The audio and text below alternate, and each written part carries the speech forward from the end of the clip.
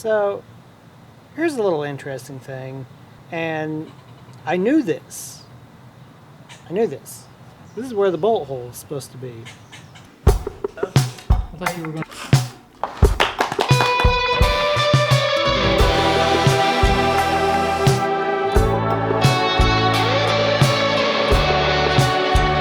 Did I plan on this being a 3-hour project? No, I did not. That's it.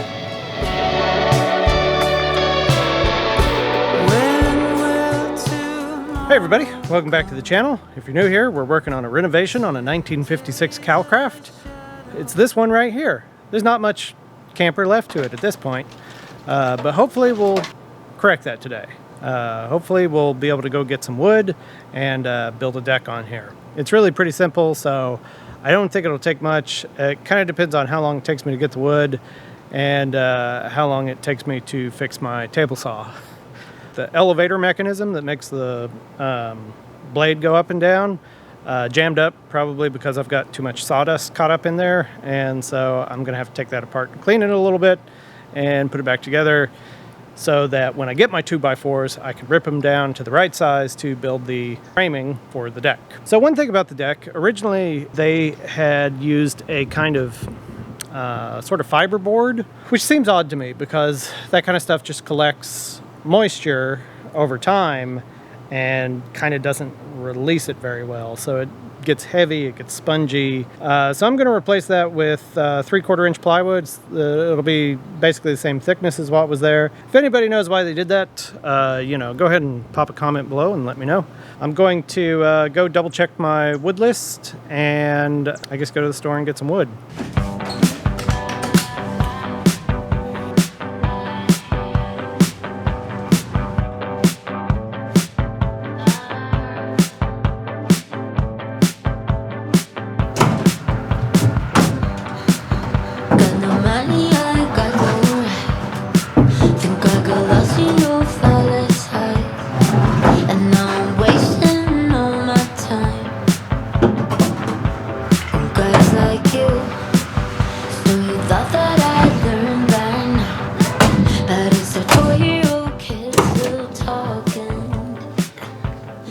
Okay, made it back home. So the first thing to do is gonna fix the table saw, because the very first thing we do on the trailer is going to be to do the framing that the decking goes on top of.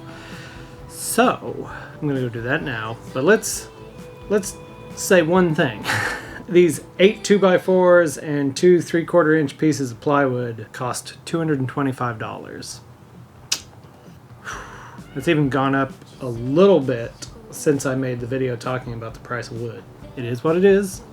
I bought what I needed to do this part of the project, and then we'll just move on from there. We fall in love. Yeah, some of it still feels amazing.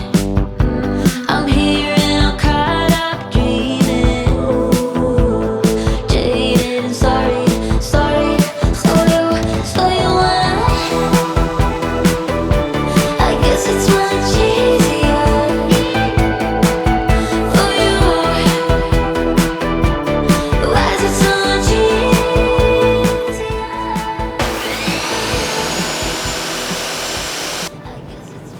Okay, so did I plan on this being a 3-hour project? No, I did not. I wound up having to take the whole motor out, which involved taking the sides off, taking the riving blade out, taking all the little guides that it runs up and down on, cleaning them, putting them back together and putting them back in. Now it seems to work. So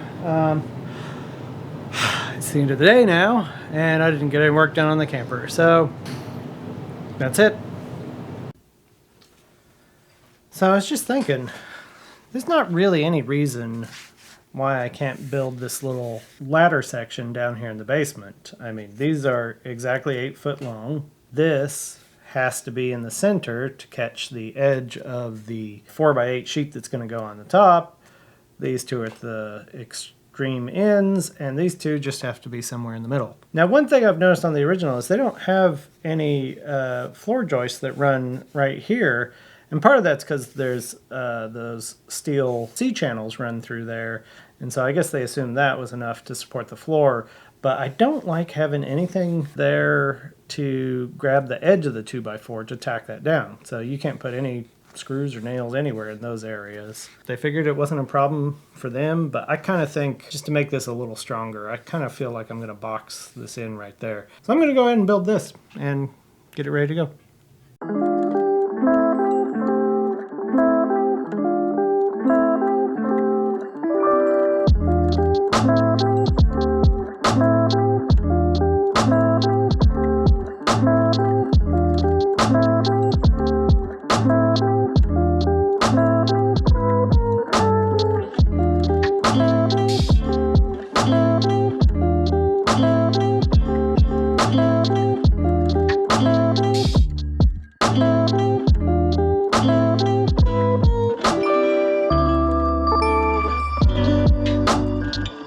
So I've gotten asked about these a number of times, and I thought I'd mention it here, but these things are just 90-degree corner clamps.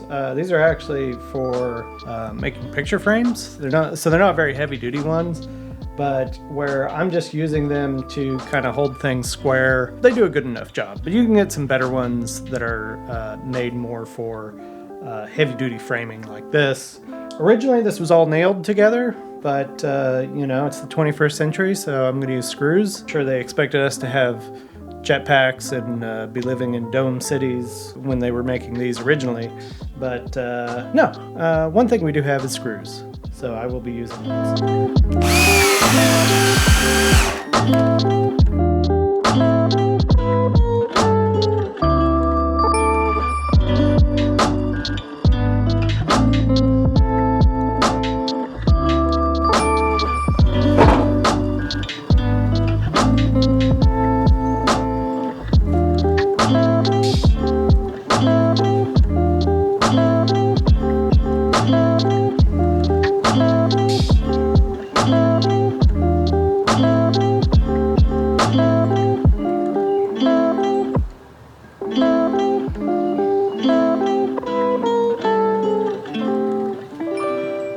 So here's a little interesting thing, and I knew this. This is the exact size of what I took out of there, and yet this is where the bolt hole is supposed to be. Now there'll be wood there, but I really wish that was right through the middle of this. And I know that this hole is in the right spot because it's exactly the same on all the other ones. So I don't feel real great about that. So I think the thing to do is to just offset it this way just a little bit. That is actually how it was originally. I don't exactly understand why they did it that way, but they probably had a reason. I'm assuming their thinking was that the actual where you stood in here is actually offset this direction a little bit, or possibly it was how they had some of the cabinetry in here. But as I've said before, unless you have a really good reason for changing something from how it was done originally, you should just do it the same. I know this is built the same, so I'm going to position it in the same position that it was originally by moving this over here. I'm going to say about an inch.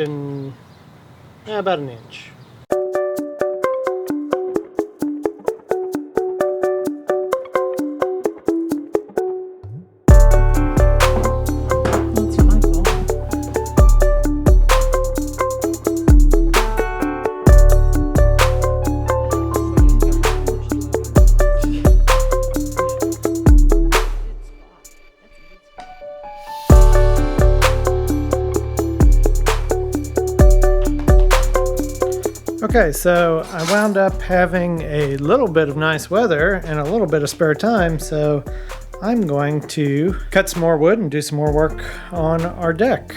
This piece, these pieces that I've decided to add, and these two back pieces. And if I have enough time, then I'll come back and I'll do these outside pieces.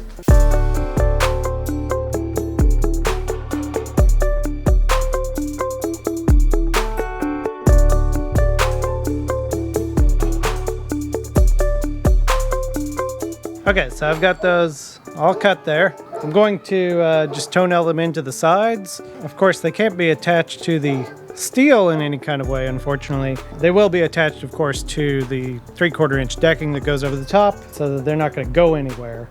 And really they're just there to add a little extra support under here for the floor for when people walk on it. So yeah, so I'm gonna get those in place. It's the weekend, so everyone's got their motorcycles out. Okay, let's do this.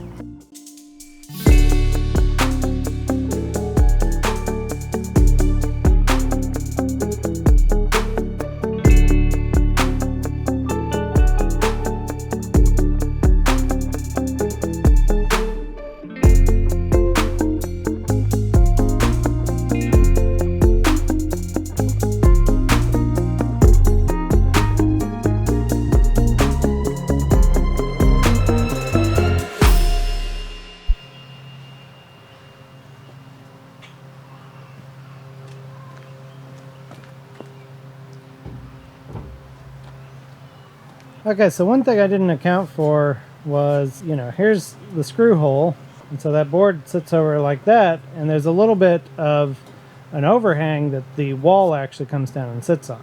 So I didn't really have much to measure to actually get the actual width of the deck because the floor was so chopped up and it was so busted. So this is kind of an assumption that I'm making, but I'm going to check it with the wheel wells, and I'm going to go back to my SketchUp and look at the rest of the model and kind of make a couple of decisions based off of that. But of course, one of the advantages of doing a total rebuild is you can kind of fix things as you go, make everything fit and work out properly in the end, which is always nice. Yeah, okay, so I can tell right there that's much closer to the actual width, because the inside of this goes right against the frame rail, and the outside of it should be flush with the outside of the camper. So the wall's going to come back past here, and it's going to go over that. Okay, so the measurement I need to have is the width of this wheel well, and that'll tell me everything else I need to know. So.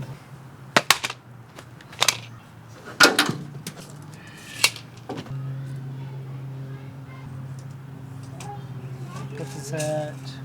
Okay, so this is one piece of framing that I kept that should be the width of the original camper.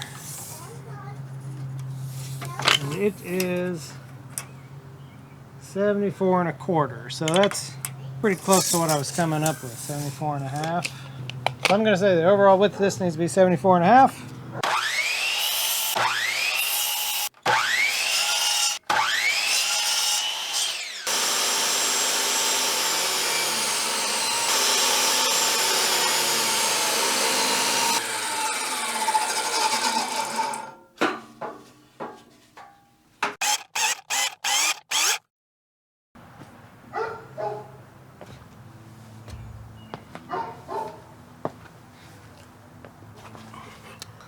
All right, well, that's basically it. The thing I still have to do is to cut 2 sheets of plywood to the width and tack them down.